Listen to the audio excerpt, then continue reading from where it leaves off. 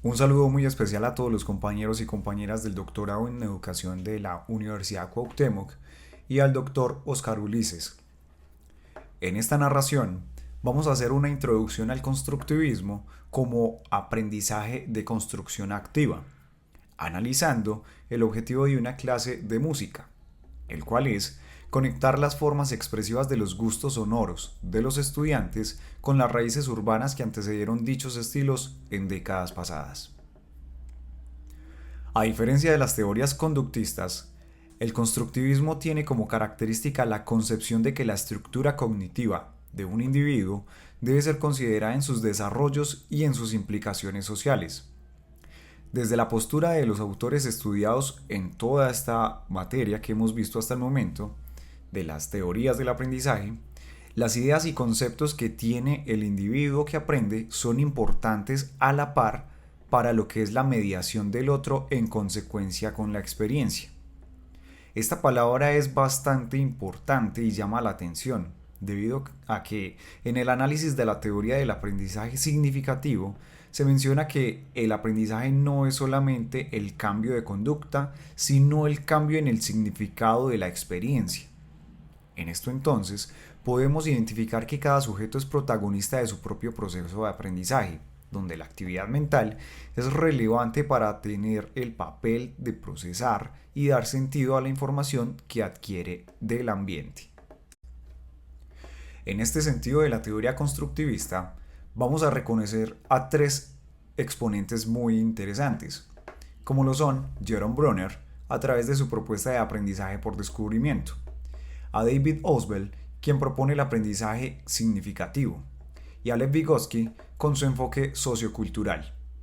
¿Qué tal si analizamos un poco más a fondo a cada uno de estos autores? Empecemos con Brunner, porque su teoría de aprendizaje por descubrimiento no va a requerir de un aprendizaje mecánico ni memorístico.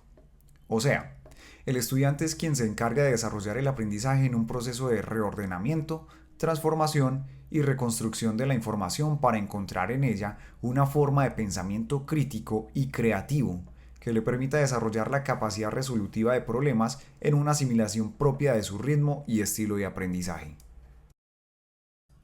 Para un ejemplo práctico, desde la música, en la planificación de una clase, podemos hacer lo siguiente.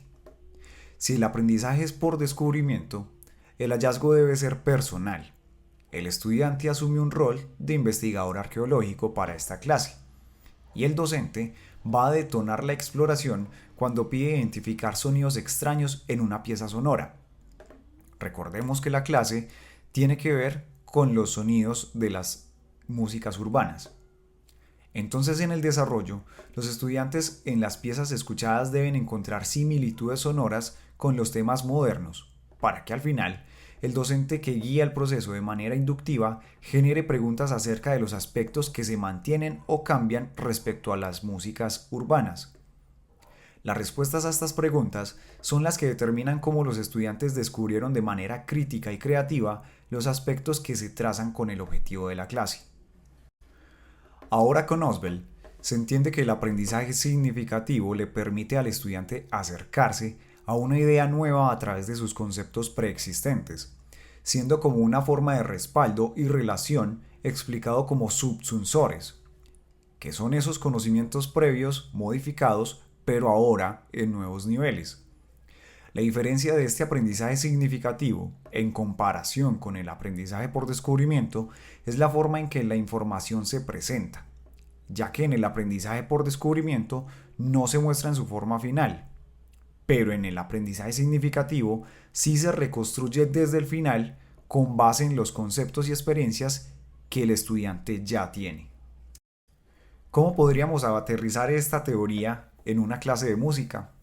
Siguiendo el objetivo, para que el aprendizaje sea significativo, la actividad se puede perfilar por el docente a través de una línea de tiempo donde al inicio cada estudiante escoge su canción favorita para identificar el aspecto sonoro que más le llama la atención.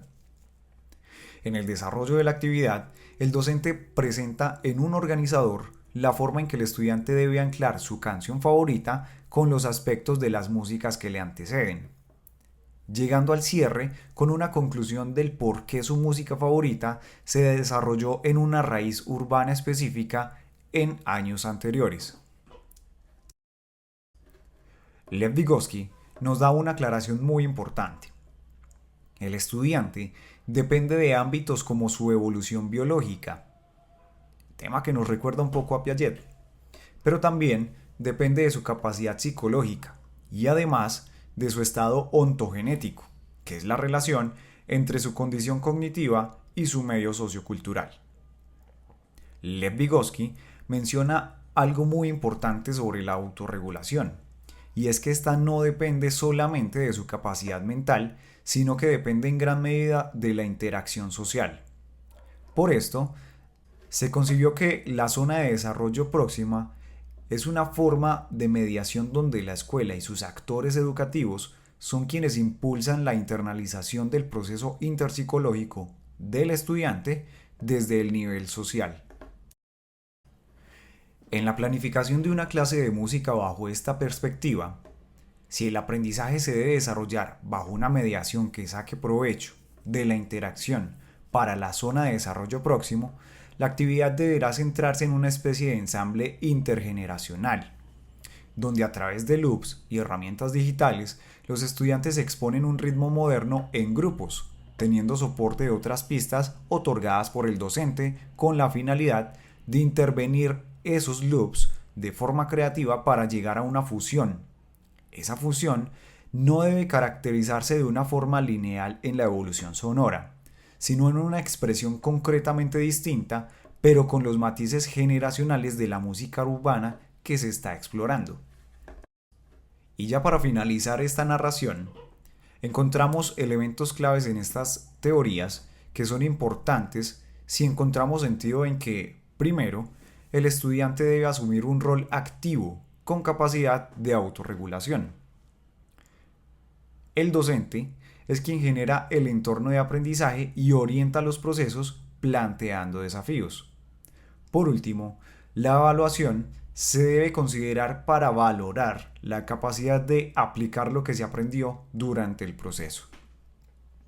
Hasta este punto, compañeros y compañeras, espero que se haya disfrutado del proceso y análisis conforme a la adaptación que se solicita para una área de especialidad. Muchas gracias.